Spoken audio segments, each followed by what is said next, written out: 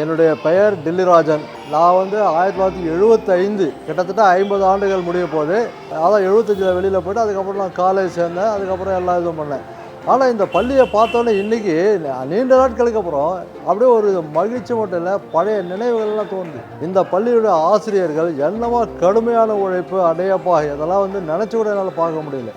இன்றைக்கி நேரம் போதலைன்னு சொல்கிற காலத்தில் அவங்க எப்படியாவது நடத்துனாங்க. எந்த அளவு கண்டிப்பு, அந்த அளவுக்கு அவங்க அன்பு செலுத்தினாங்க. அந்த அளவு பிரமாதமாக இருந்தது. அந்த மாதிரி ஒரு பள்ளியில் படிக்கிறதுன்றது நான் செய்த ஒரு அதிர்ஷ்டம் தான் சொல்லணும். என்ன கேட்டால் இது மாதிரி ஒரு இது ஒரு படத்துலேயும் காட்டுறான். அது இன்றைக்கி நான் நேரடியாக அனுபவிக்கிறேன். மனுஷன் வாழும்போது எவ்வளவோ பிரச்சனைகள் அது இது எல்லாத்துக்கும் நம்ம பார்த்துன்னு தான் இருக்கோம்.